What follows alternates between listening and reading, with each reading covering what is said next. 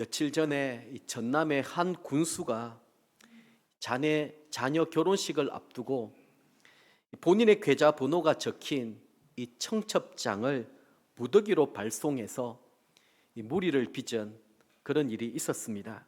청첩장은 마을 이장과 그 지역 단체장들 이들을 포함하여 종이 청첩장이 350장 그리고 모바일 청첩장이 1,300명에게 그렇게 보내졌다고 합니다. 이런 초청장을 받은 사람들의 기분은 어떠했을까요? 군수가 속한 한 지역 군민이 이런 말을 하였습니다. 지금 땡땡군의 경기가 너무 안 좋아요.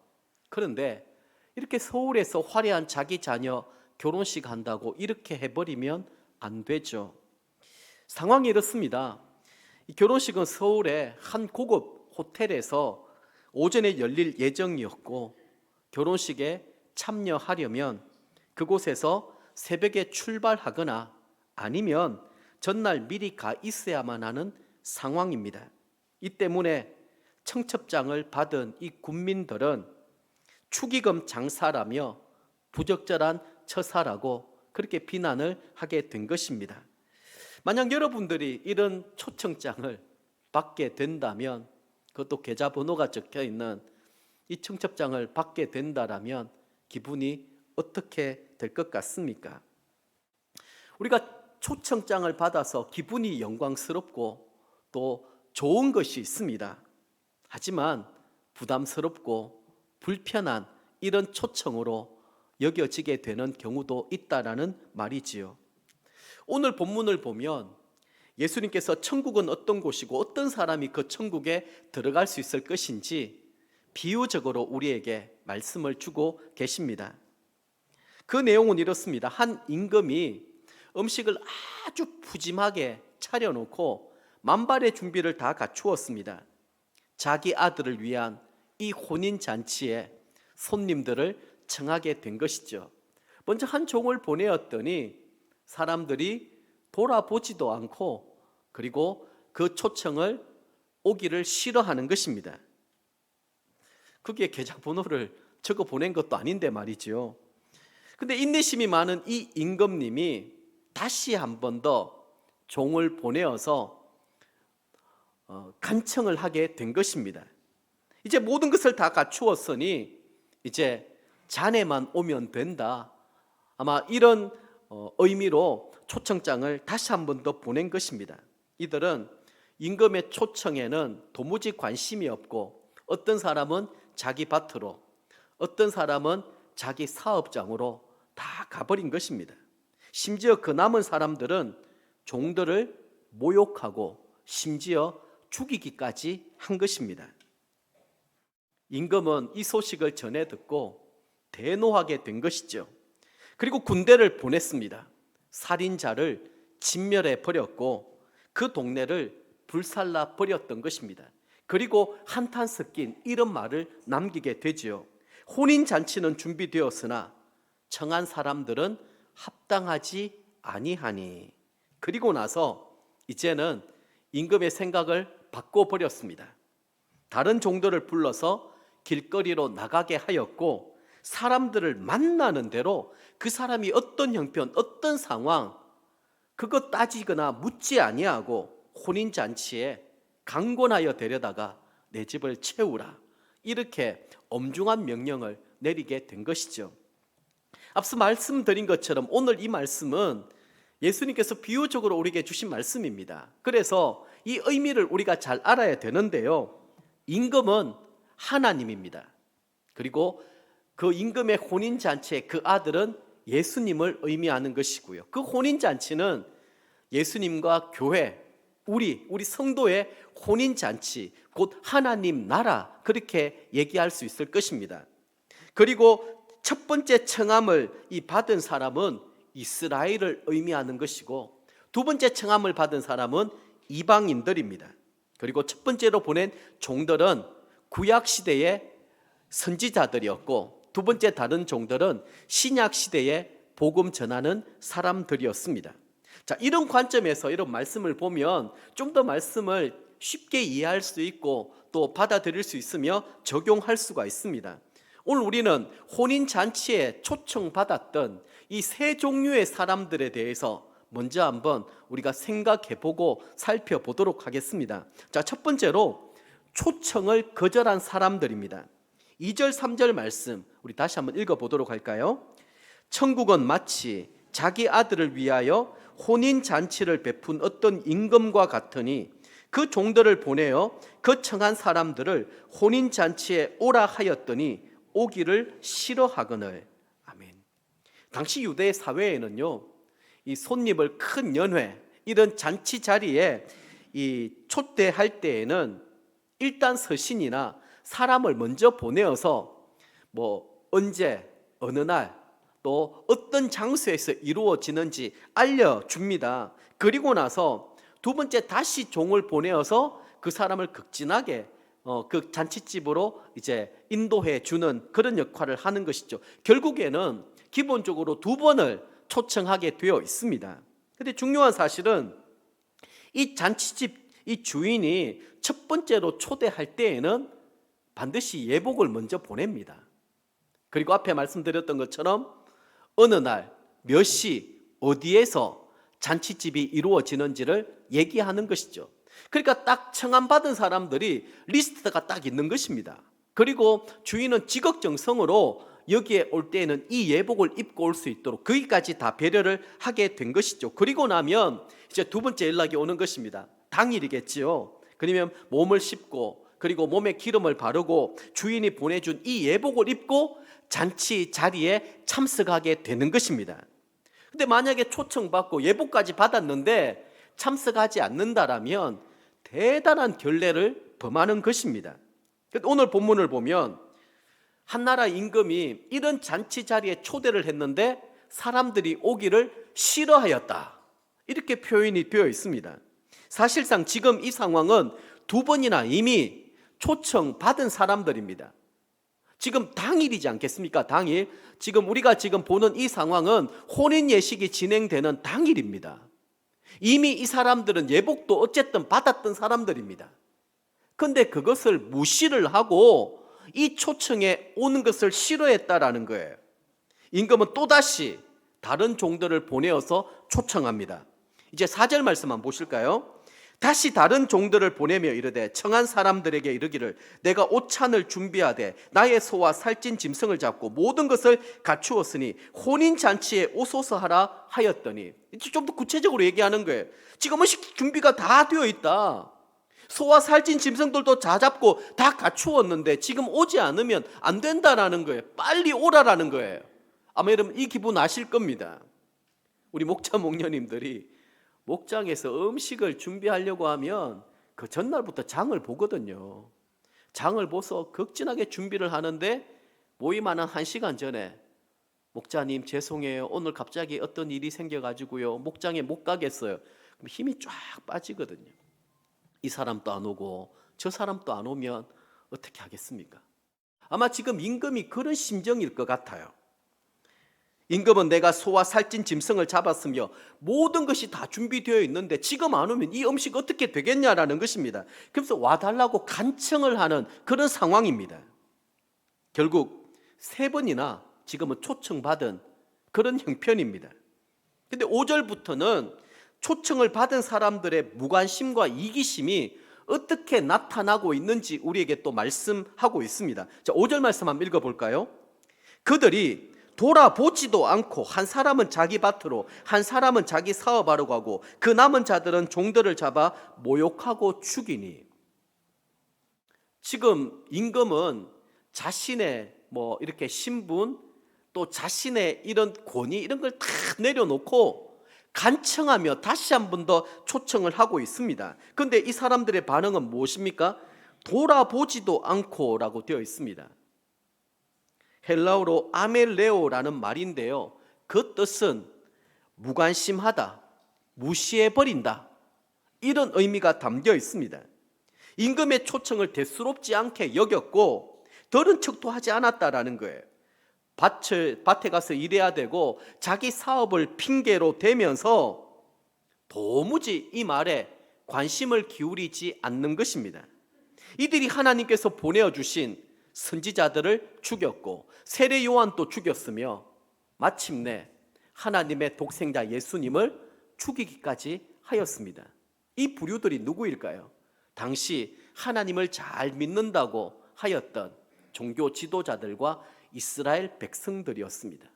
이미 하나님께 선택받았고 기도권을 누리고 있다라고 스스로 생각했던 부류의 사람들이었습니다. 주님은 지금도 이 아들의 혼인잔치에 우리를 초청하고 계십니다. 여전히 현재 진행형입니다. 여러분은 주님의 천국 잔치 초청을 어떻게 받아들이고 있습니까?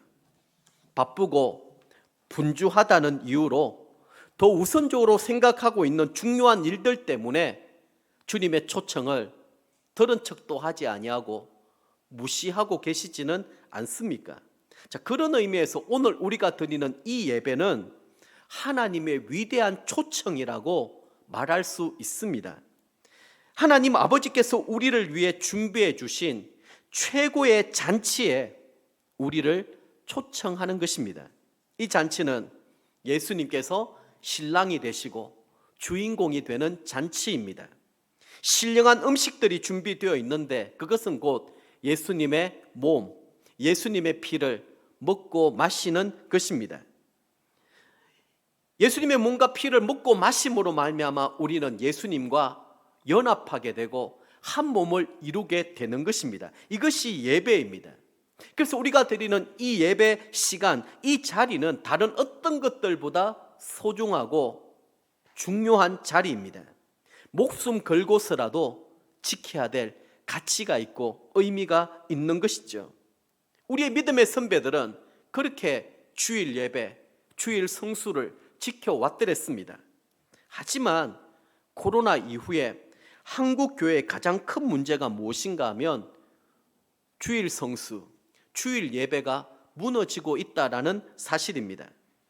지난 3월 첫째 주일에 우리가 세대 통합 예배를 2부에 드렸는데 우리 김영웅 전도사님께서 특별히 주일 성수, 주일 예배에 대하여 강조하여 우리에게 말씀을 우리 어린 다음 세대들과 함께 나눠주셨습니다. 우리는 주일 예배, 주일 성수를 얼마나 중요하게 여기고 있습니까?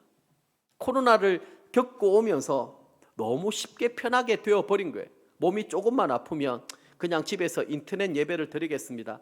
오늘은 직장에 중요한 일들이 있기 때문에 오늘은 개인적인 볼일 때문에 그냥 차 안에서 가면서 그냥 내가 영상으로 한번 들어보겠습니다. 아니면 내가 나중에 시간 되면 밤늦게라도 한번 들어보겠습니다.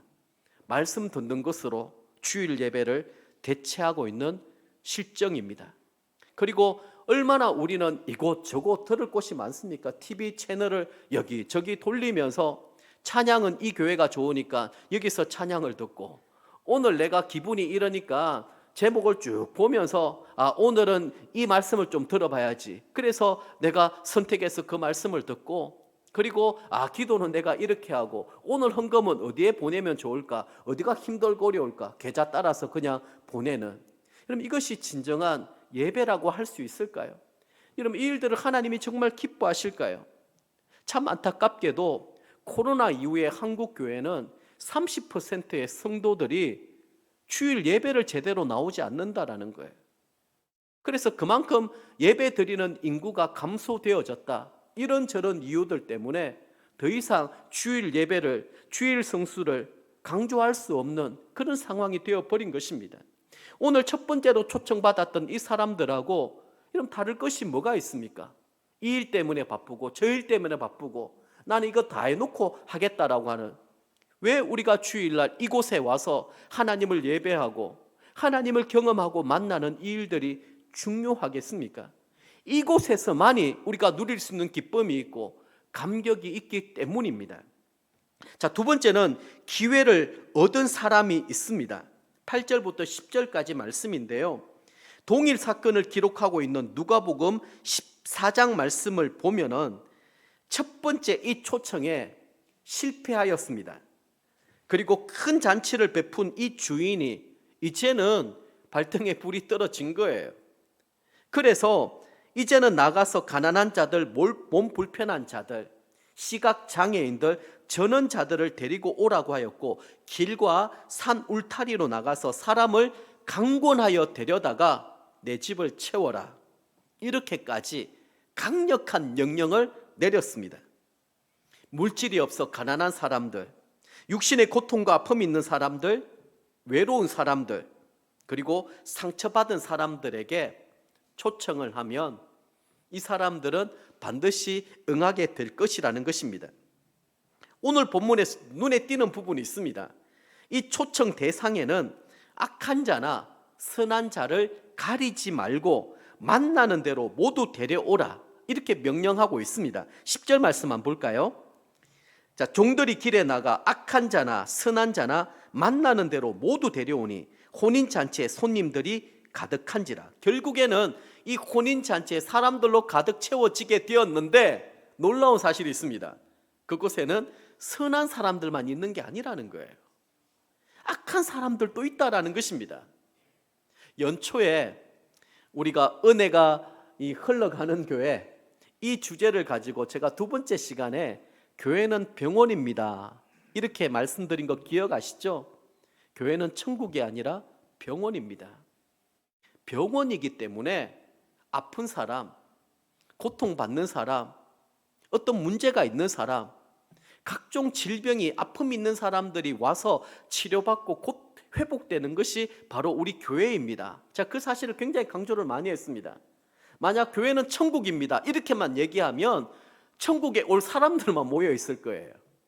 교회는 교회가 필요하는 사람들을 모아서 채우는 것이 아니라 교회를 필요로 하는 사람들이 이 자리에 가득 채워져서 예배를 통하여 치료되고 회복되고 자신의 문제에 대한 답을 제공받고, 그러면서 다시 한 번 더 일어서고 회복될 수 있는 바로 그런 은혜가 흘러 넘치는 곳이 바로 이 예배가 돼야 되고 교회가 되어야 된다라는 말입니다. 또 지난번에 한번 우리가 씨 뿌리는 비유에 대해서도 말씀을 함께 나눴습니다. 농부가 씨를 뿌릴 때에는 특정한 장소를 딱 이렇게 구분해 놓고 뿌리지 않았습니다. 흩어 뿌리기를 하는데요, 그 씨앗이 길가에, 가시덤불에, 때로는 돌짝밭에 떨어지기도 합니다. 그럼에도 불구하고 씨앗은 뿌려져야 된다라는 사실을 말씀을 드렸습니다. 왜냐하면 그것이 하나님의 뜻이고 또 그런 사람들을 통하여 하나님이 하실 일들이 있기 때문이지요. 예수님이 이렇게 말씀하셨습니다. 누가복음 5장 32절인데요. 내가 의인을 부르러 온 것이 아니요 죄인을 불러 회개시키러 왔노라. 의사는 건강한 사람에게는 쓸데가 없습니다.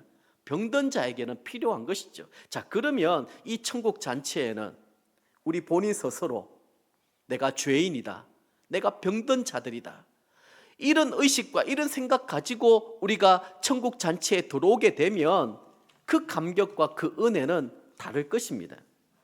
나는 충분한 자격이 되고 내가 아니면 누가 여기에 올 것이냐, 그렇게 생각하고 있다라고 한다면 은혜가 없어요. 거기에는 감격이 없는 것이고요. 그래서 오늘 말씀에 하나님께서 이런 식으로 천국 잔치에 초청하신 이유가 바로 이렇습니다.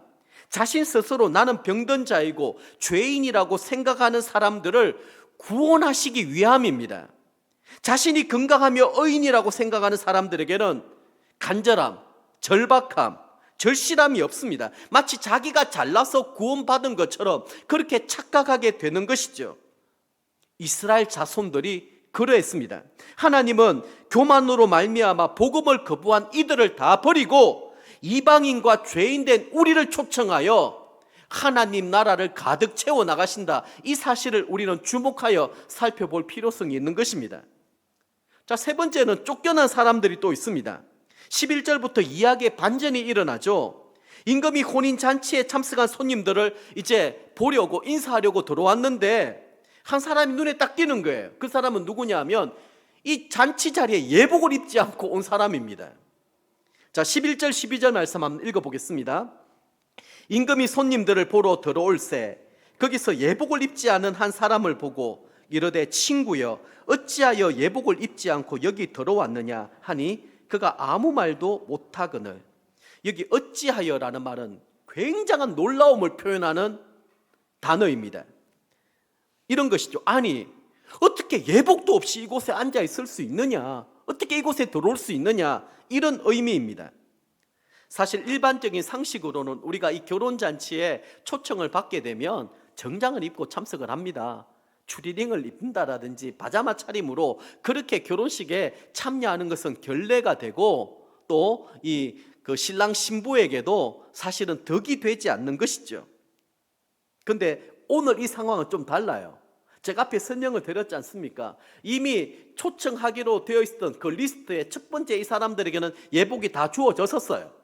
그래서 그 예복을 입고 오면 됩니다. 그런데 지금은 어떨결에 지금 잔치집에 왔는데 집에 가서 예복을 지금 갈아입을 형편 상황이 되지 못하는 거예요. 무엇보다 이 사람들은 부유하지도 여유롭지도 않습니다.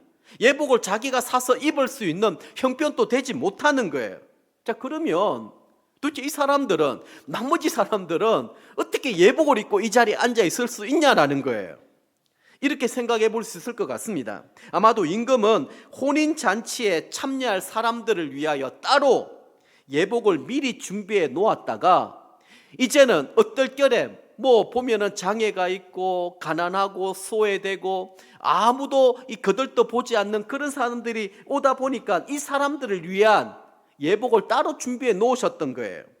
그리고 자신의 옷을 벗고 그 옷을 갈아입고 이 잔치에 들어올 수 있도록 배려해 주신 것입니다. 그런데 이 사람은 그러면 왜 예복을 입지 않고 지금 앉아 있냐라는 거예요. 우리 이렇게 추측해 볼 수 있습니다. 아마 이 사람에게도 들어갈 때 예복을 이렇게 누군가 주었을 거예요. 근데 그날 자기가 입었던 옷, 아마 자기 스스로 생각할 때는 이만하면 깨끗하고 훌륭하다 생각을 했겠지요. 근데 이렇게 앞에 펼쳐놓은 이 예복이 별로 자기 마음에 들지 않는 것입니다. 차라리 이거보다는 내가 입고 있는 옷이 훨씬 낫지, 그렇게 생각했던 것 같아요. 그러면서 그 옷을 갈아입지 않았던 것입니다. 자, 그때 임금이 들어와서 너는 왜 예복을 입지 않았느냐 그렇게 물었을 때 이 사람의 반응은 어떻습니까? 자, 12절 말씀 보십시오. 이르되 친구여 어찌하여 예복을 입지 않고 여기 들어왔느냐 하니 그가 아무 말도 못하거늘. 한마디도 할 수 없는 이유가 무엇이겠습니까? 두 가지예요. 자, 이 결혼 예식에 참여하기 위해서는 예복을 입어야 된다는 사실을 알고 있었습니다. 또 하나는 예복을 갈아입을 수 있는 기회도 주었어요. 그런데 그 두 가지를 자기는 다 무시해버렸던 것입니다. 잔치에 초청하는 이 임금을 무시해버린 거예요. 어쩌면 이 잔치 자리에서는 그냥 소홀하게 대충 그렇게 생각해 버렸던 것입니다. 결국 어떻게 되었을까요?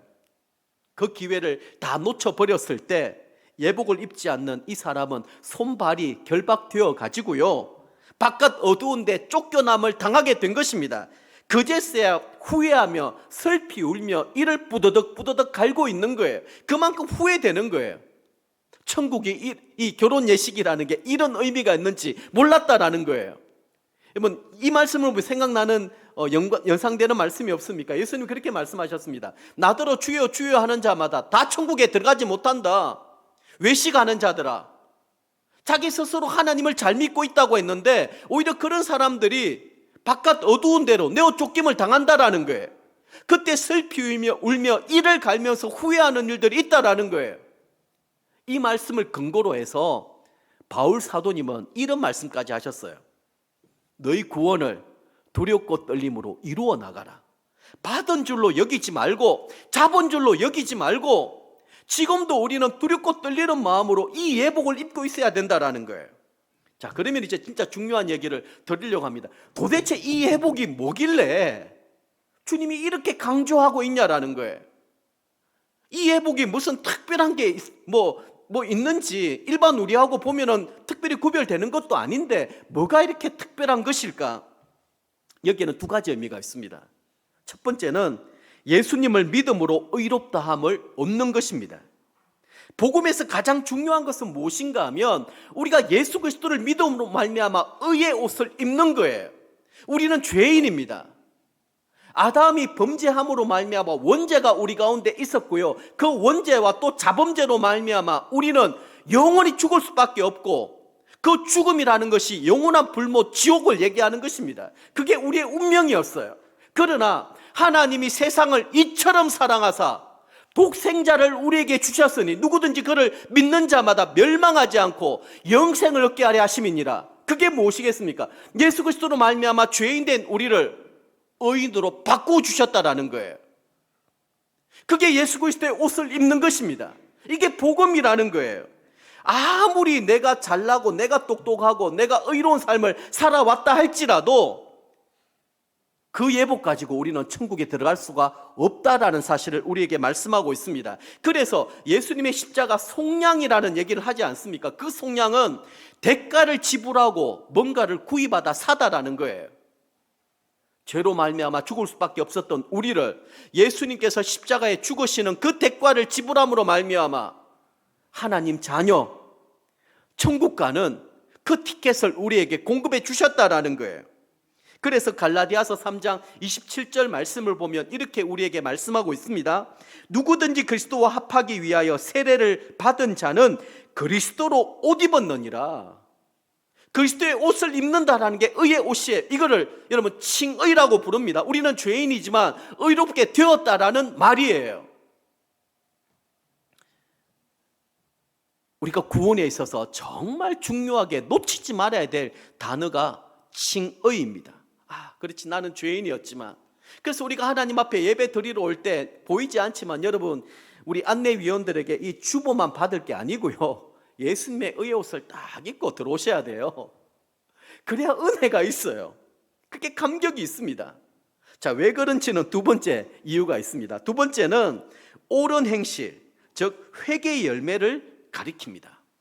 자, 이 옷은 무엇이냐? 옳은 행실이다, 그렇게 얘기하는데 계시록 19장 7절 8절 말씀입니다. 같이 한번 읽어보겠습니다.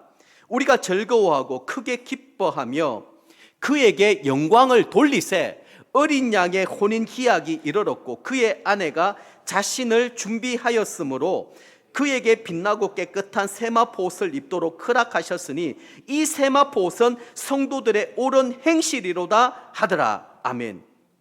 자, 혼인잔치에 우리 신랑 되신 예수님은 이제 모든 걸 완벽하게 준비해 놓고 신부된 우리를 맞이하고 있습니다. 근데 그 신부는 세마포 옷을 입어야 된다라는 거예요. 그 세마포 옷이 무엇이냐? 그 천국 잔치에 걸맞는 이 성도들의 옳은 행실, 이 말은 회개에 합당한 열매를 얘기하는 거예요. 자격 없는, 죄와 허물로 영 죽을 수밖에 없는 나를 택하고 불러주셔서 주님의 신부 삼아주신 그 은혜를 아는 사람, 그 부르심의 은혜에 반응하여 회개에 합당한 열매를 맺는 사람, 그 사람이 예수님의 신부될 자격이 있다라는 말입니다. 자, 다시 한 번 더 돌아가 보도록 하겠습니다. 두 번째 기회를 얻은 사람, 한번 여러분 그 입장에 생각해 보십시오. 다리를 절고요, 그리고 또 시각장애도 있습니다. 너무 가난합니다. 세상적으로 볼 때에는 많은 사람들에게 주목받지 않습니다. 그 당시에 신체적인 결함 장애가 있다는 것은 그 조상이 죄를 지었든지 자기가 죄를 지었기 때문에 하나님으로부터 그런 심판을 받고 있다, 그런 저주의 대상이었어요. 그런데 어느 잔치집에도 불러주지 않는 이 사람들에게 임금이 초청장을 보내어가지고 데리고 와서 그것도 멋진 예복을 입혀서 만찬을 즐길 수 있도록 했다라고 하면 그 마음이 어떻겠습니까? 눈물 나지 않겠습니까? 우리 임금님, 내가 무엇이라고? 아무도 내게 주목하지 않았는데.